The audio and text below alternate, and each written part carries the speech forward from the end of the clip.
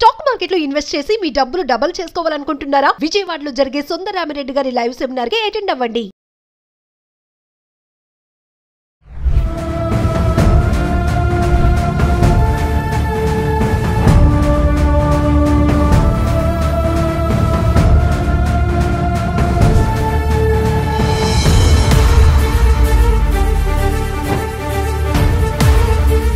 Hello viewers, welcome to Suman TV.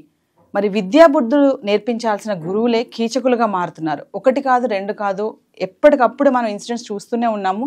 మరి teachers ఎందుకు mind set ఇలా మారుతుంది? ఇంట్లో చూసుకున్నా, ఎక్కడ చూసుకున్నా కూడా ఆడపిల్లలకి రక్షణ అనేది లేకుండా పోతుంది. అంటే ఫ్యామిలీ మెంబర్స్లోనూ లేదు, అలా అని స్కూల్స్కి, కాలేజెస్కి వెళ్తుంటే అక్కడ కూడా లేకుండా పోతుంది. టీచర్స్కి మైండ్ సెట్ ఎందుకు ఇలా డైవర్ట్ అవుతుంది? స్టూడెంట్స్ ఏమైనా డౌట్స్ వచ్చినా వాళ్ళతో షేర్ చేసుకోవాలనుకుంటారు. ఇలాంటి సమయంలో వాళ్ళ యొక్క మనసు కానీ, వాళ్ళ యొక్క ఆలోచన విధానం కానీ ఎందుకు డైవర్ట్ అవుతుంది? వాళ్ళపైన వీళ్ళు లైంగిక దాడి చేయడానికి కొన్ని కారణాలు ఎందుకు ఏర్పడుతున్నాయి? వీటన్నిటిపైన మాట్లాడడానికి మనతో పాటు ఈరోజు ఉన్నారు విష్ణు గాడే, సైకియాట్రిస్ట్. సార్తో మాట్లాడదాం. నమస్తే అండి. నమస్కారం అండి. How are you Naveen? Good sir. Vishnu గారు, మరి చూసుకుంటే తమిళనాడు ఇన్సిడెంట్, ముగ్గురు టీచర్స్ కలిసి మైనర్ గర్ల్ పైన అటెంప్ట్ చేశారు. సో ఎందుకంటే టీచర్స్ మైండ్ సెట్ ఇది ఒకటే కాదు, మనం ప్రీవియస్ కూడా చాలానే చూసుకున్నాము.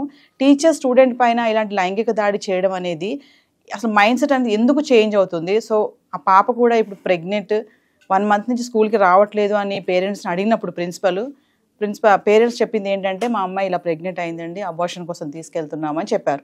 తమిళనాడులో జరిగిన ఇన్సిడెంట్, ముగ్గురు టీచర్స్.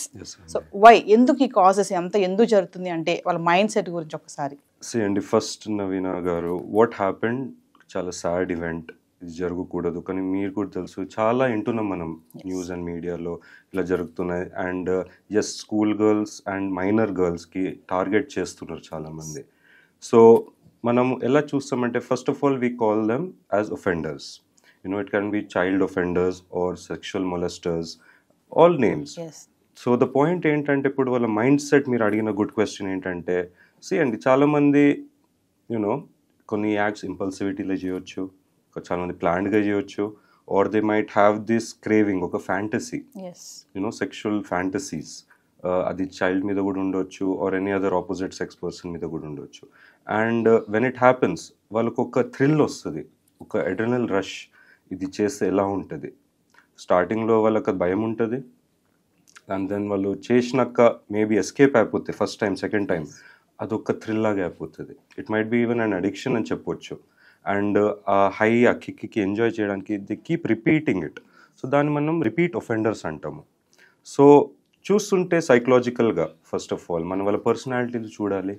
వాళ్ళు చిన్నప్పటి నుంచి ఎలా పెరిగినరేమో, వాళ్ళకేమన్నా, వాళ్ళు కూడా might have been target of this sexual offences. వాళ్ళ family members, close relative, friends and వాళ్ళ స్కూల్లోనే ఇట్లా జరిగిందేమో, అదొక ఇంప్రెషన్ పడిపోతుంది చిన్నప్పుడే వాళ్ళ సైకి మీద. అండ్ దెన్ అది లేకపోవచ్చు కూడా.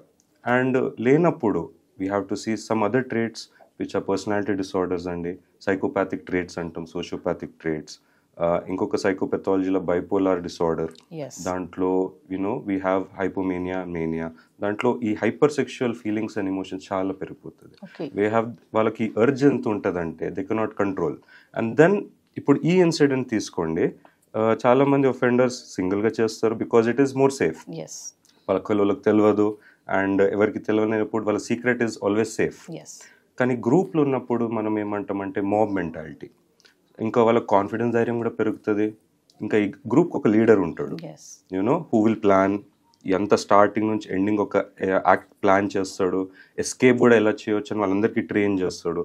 సో ఫర్ అదర్ పీపుల్ ఎవరైతే ఉన్నారో ఈ టీంలో, వాళ్ళు నేర్చుకుని వాళ్ళకు కూడా ఒక లేని ధైర్యం వస్తుంది. సపోజ్ వాళ్ళకి లేదు ధైర్యం, భయం ఉంటుంది. కానీ ఆ ప్లానర్ వల్ల, ఆ లీడర్ వల్ల మంచి స్కెచ్ చేస్తాడండి స్టార్టింగ్ నుంచి ఎండింగ్. అండ్ దాంతో అందరు నేర్చుకుని they will try to do it. Now planned ఉంటే ఇది, ఇంపల్సివ్ అంటే సడన్ అర్జ్లో. ఫర్ ఎగ్జాంపుల్ ఇప్పుడు మనం న్యూస్లో చూస్తాం, ఆటో డ్రైవర్స్, ఊబర్ డ్రైవర్స్లో లేట్ నైట్ లేడీస్ వెళ్తారు ఫ్రమ్ వర్క్ 2 AM, సడన్గా ఒక ఎంటీ రోడ్లో తీసుకెళ్ళిపోయి, బికాజ్ ఇట్స్ అర్జ్. సడన్గా ఎమోషన్ వస్తే చూస్తారు, అమ్మాయి చాలా అట్రాక్టివ్ ఉందో, లేకపోతే సేఫ్ అనిపిస్తుంది, ఓకే డిస్టెన్స్ చాలా ఉంది, అమ్మాయి చాలా టైర్డ్ ఉంది. అండ్ ఆ స్ప్లిట్ మూమెంట్లో ఒక బ్రెయిన్లో స్విచ్ ఆన్ అయిపోతుంది. అండ్ దెన్ ఆ ఇంపల్సివ్ ర్యాష్ మూమెంట్లో they try to do it. They might get caught, పట్టుకుపోవచ్చు, లేదు వాళ్ళకి ఆ కాన్సెప్ట్ అప్పుడు ఉండదు, బికాజ్ ఆ యాక్ట్లోనే వాళ్ళ ఫోకస్ ఉంటుంది. తర్వాత అన్నట్లు ఉంటారు. అండ్ యాక్ట్ చేసినాక ఇప్పుడు ఏంటి సాడ్లీ మీకు కూడా తెలుసు వాళ్ళు ఆ భయం స్టార్ట్ అవుతుంది, then they try to murder the person. So అలా కూడా జరిగే ఇన్స్టెన్సెస్ ఉంటాయి.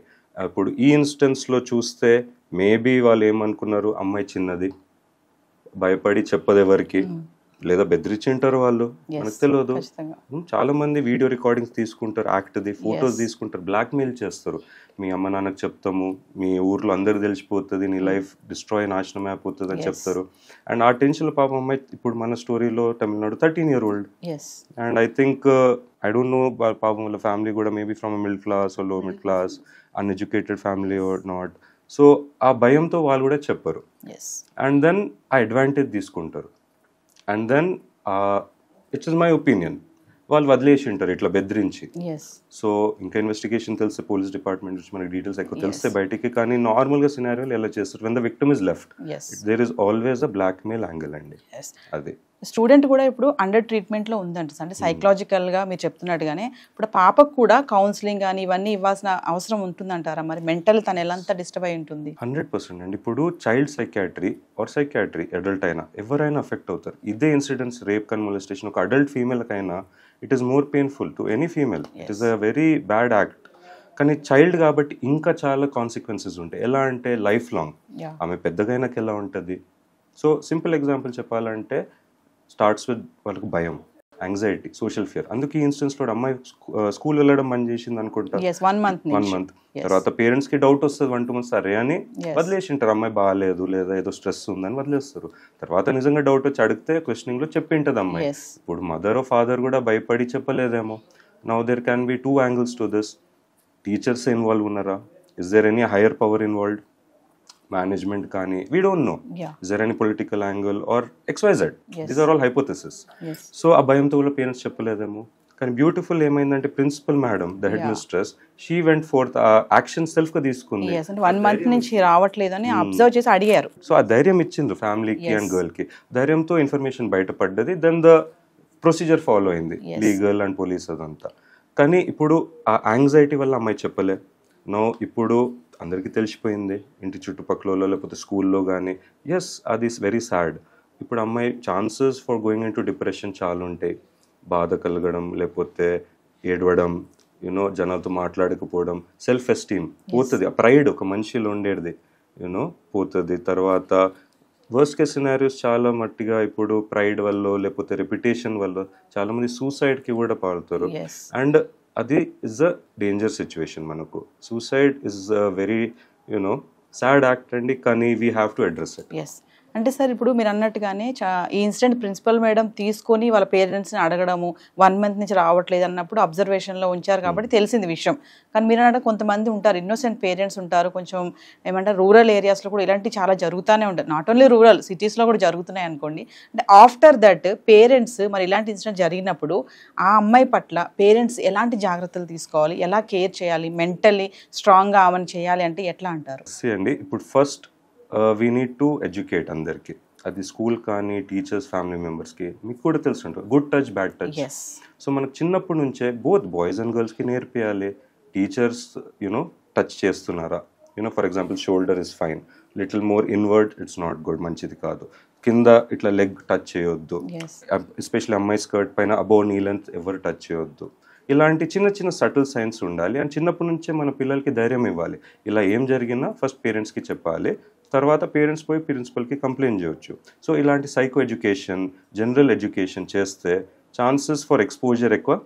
అండ్ ఆ పిల్లలకి ధైర్యం ఉంటుంది, ఎస్ నాకు ఇట్లా జరిగినా ఎవరు ఉన్నారు, నాకు ఒక పవర్ బ్యాకప్ ఉంది, ధైర్యంగా వాళ్ళు చెప్పవచ్చు. సో చిన్న చిన్న స్మాల్ ఎడ్యుకేషన్ స్టెప్స్ చేయొచ్చు అండి. అండ్ ఇప్పుడు ఈవెంట్ తర్వాత కూడా ఏం చేయొచ్చు అంటే family psychology, you know counselling important. చైల్డ్కి ఇప్పుడు యూనో మెడికల్ సైకాట్రిస్ట్ దగ్గర తెస్తే we will do our assessments, therapy install చేయొచ్చు. Yes, if medications are real important చూసి కండిషన్ బట్టి అప్పుడు మెడిసిన్స్ కూడా you know to keep the patient happy or the girl you know కొంచెం peaceful, not going to depression and severe you know stages where suicide is also అవుతుంది. అలా prevention measures చేస్తామండి, medical aid అది చేసుకోవాలి. సార్ ఇప్పుడు ఇలాంటి అఫెన్సెస్ చేసేటప్పుడు ఎవరైతే డిఫెండర్స్ ఉంటారో అంటే వాళ్ళ మైండ్ అనేది ఆ టైంలో ఆ థింకింగ్ అనేది ఎలా ఉంటుంది అంటారు? అంటే రిలాక్స్గానే ఉంటారా, లేదంటే ఏమన్నా ఇంటాక్సిటీగా తీసుకోవడం వల్ల ఇట్లా బిహేవ్ చేస్తారా? అంటే అండి ఇప్పుడు ర్యాష్ మూమెంట్, ఇంపల్సివ్ మూమెంట్స్లో they might be in the normal state without any intoxication లేకుండా కూడా ఉండొచ్చు. లేదా ప్లాన్డ్ ఈవెంట్స్లో అనుకోండి, ధైర్యం కోసం చాలా కేసెస్లో నేను నోటీస్ చేసిన ఆల్కహాల్ అన్న తీసుకుంటారు, లేదా గంజాయి తీసుకుంటారు స్మోకింగ్తో సహా. అండ్ వాళ్ళు ఈ గర్ల్స్కి విక్టిమ్స్కి వాళ్ళకు కూడా ఫోర్స్గా గంజాయి లేకపోతే ఆల్కహాల్ తాగిపించి ఇంటాక్సికేట్ చేసి డ్రగ్ చేసి స్లీపింగ్ టాబ్లెట్స్తో కూడా they try to molest them or rape them అండి. ఇది కూడా చాలా నోటీస్ చేస్తున్నాం. యాజ్ అ సైకియాట్రిస్ట్ మీ దగ్గరికి ఇలాంటి కేసెస్ చాలా వస్తూనే ఉంటాయి కదా, అంటే మీరు ఏం చెప్పదలుచుకున్నారు? ఇప్పుడు చాలా ఇన్సిడెంట్స్ చూస్తున్నాం మనము, చెట్టు కట్టేసి కొట్టడము, దేహశుద్ధి చేయడము, నగ్నంగా తిప్పడము, ఆ టీచర్స్ చేస్తున్నారు. ఓకే, రిమాండ్కి పంపిస్తున్నారు, పోక్సో కేసు కింద వేస్తున్నారు వాళ్ళని, బట్ మళ్ళీ బయటకు రావడం జరుగుతుంది, మళ్ళీ వాళ్ళందరిలో తిరుగుతున్నారు. మళ్ళీ అలాంటి ఆలోచనలు రాపోవడానికి అయితే ఛాన్సెస్ లేవు కదా, వస్తాయి. అంటే మీరేమనుకుంటున్నారు? ఇలాంటి వాటిని నివారించాలి అంటే ఏం చేస్తే బాగుంటుంది అని మీ అనలైసిస్లో? అండి, ఇప్పుడు రిపీట్ ఒఫెండర్స్కి టార్గెట్ చేసి ఐడెంటిఫై చేసి వాళ్ళకు కూడా మనం ఇవ్వాలి medical help and psychological therapy. వాళ్ళకు కూడా రిప్రిమాండ్ చేసి జైల్లోనే కాదు, జైల్లో కూడా వీ హ్యావ్ సర్వీసెస్. కొంచెం గవర్నమెంట్ హాస్పిటల్స్ నుంచి సైకాట్రిస్ట్ వెళ్ళి you can do the therapies there, medicines కూడా పెట్టి రిఫర్మేషన్ తేవాలి, వాళ్ళ చేంజింగ్ ఇన్ ద బిహేవియర్.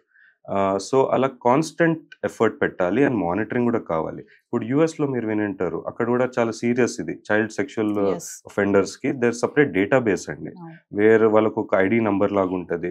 ఇట్లా వాళ్ళకి సిస్టంలో కొట్టేస్తే వాళ్ళ మొత్తం ఫైల్ షీట్ వచ్చేస్తుంది, వాళ్ళు ఏ టైంలో చేశారు ఈ ఒఫెన్స్, వాళ్ళకి ఎంత శిక్ష పడ్డది, మళ్ళీ చేశారా లేదా, మొత్తం డేటాబేస్ ఉంటుంది.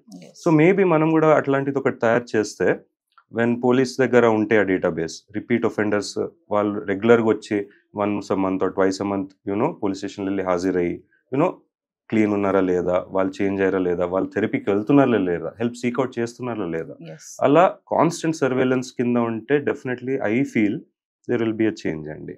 హాయ్, మొట్టమొదటిసారిగా మన విజయవాడలో క్లాస్ రూమ్ ట్రైనింగ్ అండి, 1 డే క్లాస్ రూమ్ ఎన్విరాన్మెంట్లో ఆఫ్లైన్ వెబినార్ జరగబోతుంది. అండ్ ఇంట్రెస్ట్ ఉన్న పార్టిసిపెంట్స్ ఈ కింద స్కూల్ అవుతున్న నెంబర్కి రింగ్ చేసుకొని సీట్ బుక్ చేసుకోండి. దీంట్లో ETFs, index funds and mutual funds మీద completely and hand holding experience మీకు ప్రొవైడ్ చేయబడుతుంది. దీని ద్వారా ఏంటంటే మనం ఎసెట్స్ని స్టాక్ మార్కెట్లో ఎలా మేనేజ్ చేసుకోవాలి, ఎలా గ్రో చేసుకోవాలి, ఎలా ప్రొడక్ట్ చేసుకోవాలో అంటే ప్రాక్టికల్గా నేర్చుకుంటారు. అండ్ మీ ఇప్పటి వరకు మనం ఆన్లైన్లోనే మీరు అటెండ్ అవుతున్నారు. ఇక నుంచి మీరు మన విజయవాడ సిటీలోనే అండ్ లైవ్లో క్లాస్ రూమ్ ఎన్విరాన్మెంట్లో నేర్చుకునే ఛాన్స్ దొరుకుతుంది. కాబట్టి ఇంట్రెస్ట్ ఉన్న పార్టిసిపెంట్స్ కింద స్క్రోల్ అవుతున్న నెంబర్కి పింగ్ చేసి సీటు రిజర్వ్ చేసుకోండి. Thank you.